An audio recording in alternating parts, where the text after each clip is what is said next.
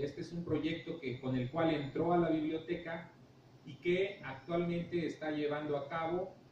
Nos quiere compartir, le pedimos nosotros que compartiera los descubrimientos que ha hecho. Es un documento de Oaxaca, es un tanto difícil de estudiar porque ustedes lo van a ver a continuación. No había muchos datos, hay muy pocas personas que mencionaron y ha resultado toda una proeza ir localizando los nombres de los lugares y la historia del mismo documento, pero creo que la labor ha sido muy fructífera. Ya tuve yo la suerte de leer parte de lo que la doctora Raquel nos ha presentado, y bueno, pues en ese sentido creo que va a ser una charla muy interesante. Antes de pasar ya al tema, me gustaría leer un breve currículum de la doctora Raquel. Se trata de un lienzo de proporciones verdaderamente grandes. Estamos hablando de un lienzo de algodón que mide 245 por 180 centímetros.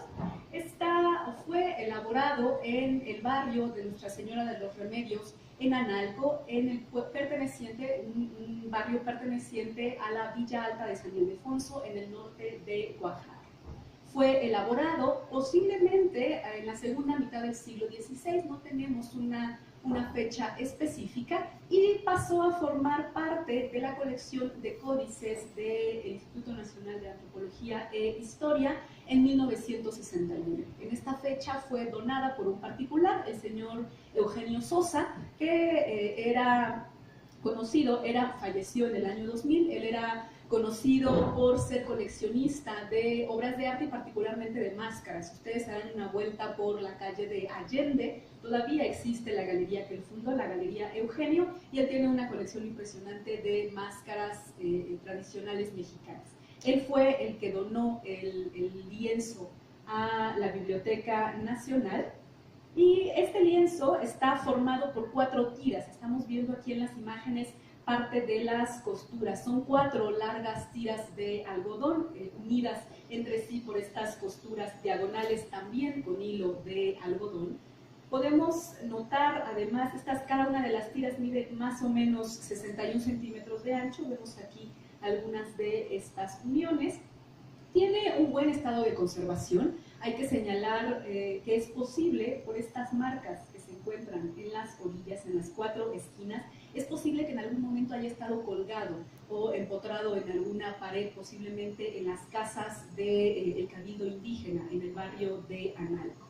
La paleta de colores en la actualidad ha perdido mucha de su tonalidad original, sobre todo por la luz y el paso del tiempo, además por el propio proceso de degradación de estos pigmentos, en su mayoría vegetales y minerales, pigmentos naturales.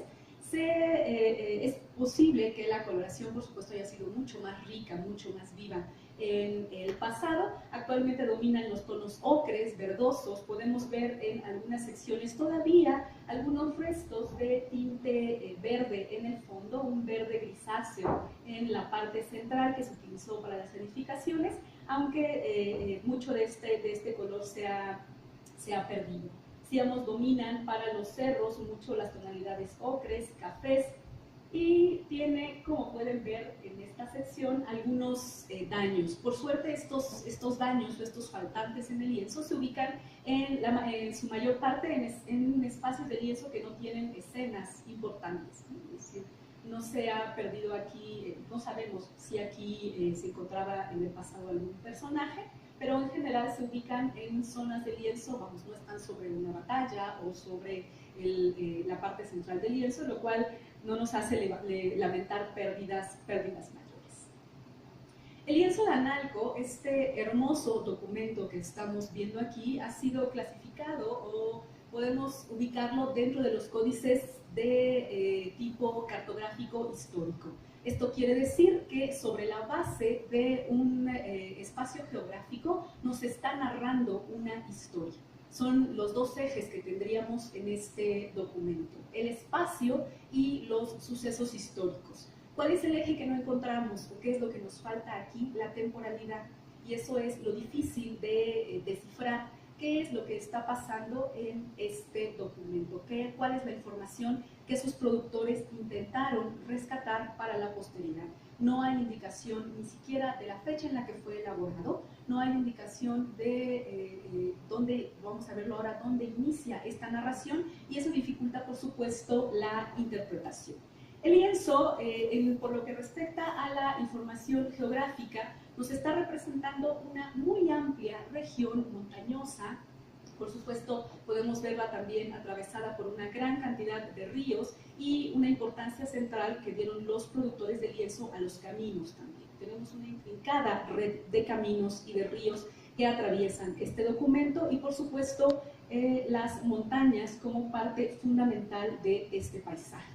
En donde se ubica Villa Alta como referencia. Si nosotros salimos de la ciudad de Oaxaca, tendríamos que dirigirnos hacia el noreste y nos encontraríamos hacia acá con la villa de San Ildefonso.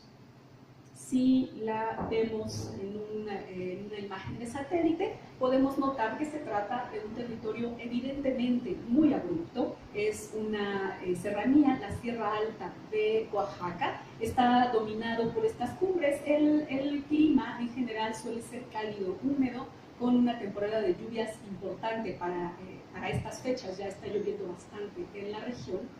Algunos ríos importantes surcan este espacio, el más importante, el río Cajones, que por allá, más arriba, va a unirse con un tributario del Tesechucal. Justamente esta región es la que está representada en el lienzo de Analco, esta región montañosa, abrupta, pero no nos adelantemos, es justamente este espacio el que está representado.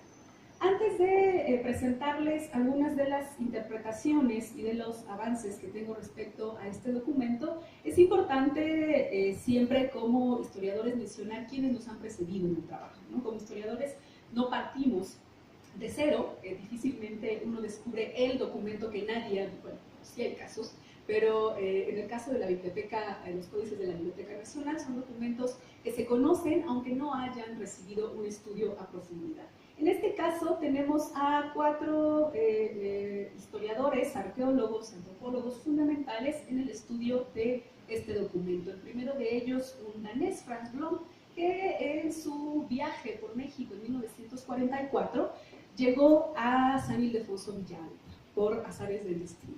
En San Ildefonso Villa Alta se va a dirigir al pueblo de Analco, donde tuvo la oportunidad de conversar con los principales o todavía las autoridades indígenas del pueblo de Analco, y conversando con ellos, averiguando, él estaba sobre todo interesado en restos arqueológicos, pero conversando con ellos, ellos le comentan que tienen en su poder documentos antiguos.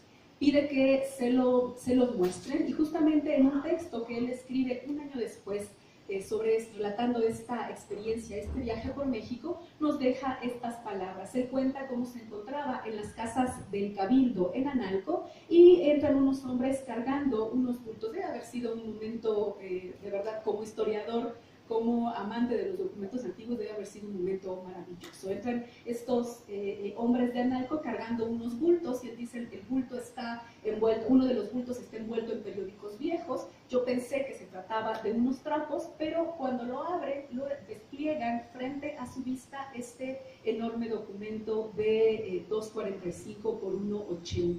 Él es el primero en darnos noticia de la existencia de este lienzo. Pudo observarlo apenas unos minutos, 20, 25 minutos, y junto con este lienzo los habitantes de Analco le enseñan también un legajo, dice él, de documentos fechados entre 1565, el más antiguo que él pudo ver, y 1590, y algunos de ellos en náhuatl. De estos documentos no sabemos qué ha pasado con ellos, no sabemos si fueron a parar al archivo histórico judicial de Villa Alta, que ahora se encuentra en la ciudad de Oaxaca, o siguen todavía en Analco. A partir de la observación rápida de los minutos que tuvo Blom frente a este documento, va a plantear algunas hipótesis. Él en realidad no conoce a fondo la historia de la región, pero observando lo que pasa, las escenas bélicas, las figuras en este documento, en este lienzo, va a plantear estas 3 hipótesis. La primera, que quizás se trate de los tlaxcaltecas, que dice él, acompañaron a Pedro de Alvarado en una de las campañas de conquista hacia esta región. Otra posibilidad, dice, es que se trate de las conquistas llevadas a cabo por Gaspar de Pacheco, otro capitán español que llega a la zona, dice él, en 1529, y la última posibilidad es que se trate más bien de una representación de la matanza de Cholula por los tlaxcaltecas aliados de Cortés. Después de Blom hay un muy largo periodo sin que este lienzo haya sido estudiado. De hecho, Blom, estamos viendo, él todavía observó, encontró el lienzo en su pueblo de origen. ¿Qué pasa entre 44 y 69 que llega a la Biblioteca Nacional de Antropología e Historia? No sabemos cómo don Eugenio Sosa se hizo de este lienzo, pero va a pasar mucho tiempo antes de que otros investigadores se acerquen a este documento. Hay algunas menciones en diversos textos que van a reproducir lo que dice Blom, que hablan del lienzo de manera descriptiva sin aportar mayor información, y es hasta 1993 que encontramos la primera de estas investigadoras, son todas mujeres las que han hecho, curiosamente, las que han hecho investigaciones a profundidad sobre el lienzo de Analco. La primera de ellas, alemana, Viola Koenig. Ella es la primera en publicar imágenes de alta calidad sobre este lienzo. Ella organizó una exposición en Berlín con reproducciones del lienzo, y lo que fue el catálogo de la exposición, ella abarca muchos lienzos de Oaxaca, la mayoría de origen zapoteco o mixteco. Este es el único que, digamos, salta dentro de este enorme catálogo, porque no fue hecho ni por zapotecos ni por mixtecos. Pero este catálogo de la exposición que ella llevó a cabo se va a publicar primero en alemán, y apenas muy recientemente, la publicación es de 93, en 2016 salió apenas la traducción y la publicación al español, y está ya disponible. Viola Koenig, a partir también de la observación del lienzo, además de hacer una descripción detallada de las escenas que ella observa, ella señala que la narrativa del lienzo está centrada en San Ildefonso de Villa Alta y su barrio Analco, que es el lugar de origen del lienzo. También va a plantear esta hipótesis de que se trata de tlaxcaltecas, de aliados. Esta idea de que los tlaxcaltecas fueron los únicos aliados en las conquistas españolas, pues va a llevarla a pensar que se trata de tlaxcaltecas que salieron a los españoles y les ayudaron a llevar a cabo la conquista. Y ella también va a establecer algunas relaciones en cuanto a estilo con otras fuentes y con otros documentos que conocemos para el centro de México. Es decir, este lienzo, aunque fue elaborado en una región zapoteca, habitada mayormente por zapotecos, estilísticamente no tiene mucho que ver con otros lienzos de la región. Las figuras, el estilo, la línea, la manera de representar el poder, por ejemplo, a los nobles, en las casas, etcétera, etcétera, lo vincula directamente con las fuentes del centro de México. La segunda investigadora que trabaja con el lienzo es Florin Asselbergs, en un texto muy interesante de 2007, en el que ella va a compararlo, va a retomar esta hipótesis de Koenig. Se trata de tlaxcaltecas aliados de los españoles. Ella nos va a intentar datar el lienzo a partir de las construcciones que se observan en el centro de Villa Alta, y va a proponer que fue elaborado en una fecha entre 1527, que es la fundación de Villa Alta, y 1550. También señala que los hechos que se refieren en este lienzo son las campañas de conquista en la sierra que se llevan a cabo entre 1527 y 1529, y una aportación muy interesante del trabajo de Asselbergs, y lo vamos a ver ahora en el lienzo, es que ella nota que el hecho de que el lienzo no tiene una orientación, es decir, no fue hecho para ser colocado o visto desde una sola dirección. Los cerros están orientados en diversas direcciones, y ella plantea que esto se debe a que el lienzo estaba hecho para ser desplegado en el piso, como ocurre con muchos lienzos de la región oaxaqueña también. Está hecho para ser desplegado en el piso y para caminar alrededor de él contando una historia. Es decir, se necesita de un especialista que conoce la historia del lienzo y que en determinadas ceremonias, en determinados momentos importantes de la vida del poblado, va a narrar la historia permitiendo que se camine alrededor de este lienzo. Es decir, está fuertemente vinculado con la tradición oral, con la historia de este pueblo. La última investigadora, Yana Yanakakis, ella publica un artículo en History en 2011 donde ella plantea o llama la atención sobre la importancia de la alianza hispano-indígena en la representación de este lienzo. También la importancia de la guerra, es decir, estamos hablando de un lienzo que nos habla de conquistas, por lo tanto la guerra tiene un papel fundamental en este documento, y ella va a ser la primera en plantear que probablemente no se trate de tlaxcaltecas, y ahora vamos a ver por qué. No voy a entrar a detalle en los estudios que han hecho ellas, más bien compartiré las conclusiones en las que yo estoy de acuerdo con ellas, y algunas discrepancias también respecto a sus trabajos. Estamos entonces, el lienzo de Analco es uno de estos documentos que tiene una narrativa vinculada con la conquista, que nos habla directamente de la conquista de una región. Y en este sentido, el lienzo de Analco entonces estaría emparentado con otros documentos que tienen la misma intención, hablarnos o narrarnos una conquista desde la perspectiva de un grupo indígena en específico.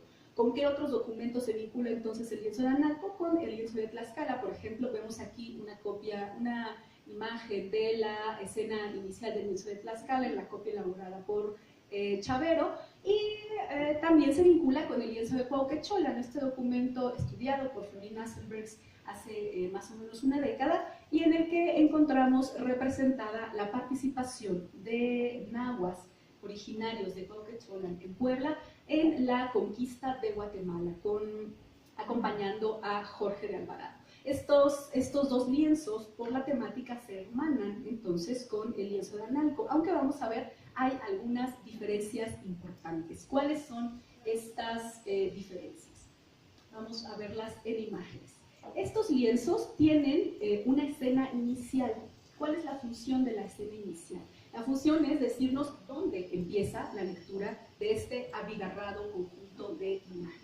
La función, además de esta escena inicial, es señalarnos la alianza hispano-indígena. Aquí la podemos ver muy claramente en este abrazo afectuoso, amistoso que se lleva a cabo entre un noble principal indígena y un español. Vemos además en la águila bicéfala representadas las armas indígenas y las armas españolas, y además esta escena inicial nos marca cuál es el lugar de origen de estos indígenas, de cuál es su lugar de procedencia. Son nahuas, y en este caso en particular con el glifo toponímico de Cuauhtémoc. Lo mismo pasa en el lienzo de Tlaxcala. Si ustedes se dan cuenta, tenemos aquí la escena inicial con esta alianza hispano-indígena, y a partir de aquí podemos seguir la narrativa. Además, está señalada con un camino con huellas humanas, muy en la tradición indígena mesoamericana, que nos indica cuál es la ruta que siguieron estos ejércitos conformados tanto por indígenas como por españoles.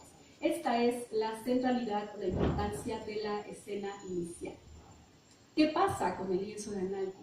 No hay escena inicial, y esa es una de las diferencias clave con estos documentos. Si nosotros observamos la parte superior del lienzo, podemos ver el cuadrante inferior izquierdo, el cuadrante superior derecho, el cuadrante inferior derecho. No hay nada aquí que nos indique cuál es la escena inicial. ¿Por dónde empiezo yo a leer este documento? Vean además los caminos, muchos de ellos, en el caso de Cuauhtémoc, las huellas humanas siguen una sola dirección. En este caso tenemos una gran cantidad de caminos con huellas que van en ambas direcciones. ¿Cómo leo esto? ¿A partir de dónde empieza el mensaje que estos indígenas buscaban comunicar? Otra diferencia importante que explica en parte que el lienzo de Analco no haya sido popular entre los estudiosos, justamente por las dificultades que presenta. Otra diferencia importante es que en los lienzos de Tlaxcala y en el lienzo de Cuauhtémoc tenemos representados pequeños grupos de guerreros, a veces 3, a veces solo 2, a veces 1, que van además ataviados con sus insignias de rango, con sus tocados. Por acá podemos ver esta banda rojiblanca, no sé, aquí se alcanza a apreciar un poco más, típica de los tlaxcaltecas.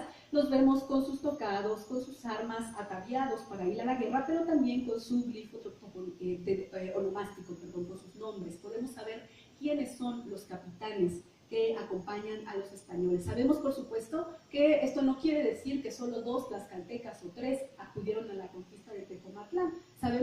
muchos más. Estos capitanes representan a sus escuadrones o a mucho más grandes batallones.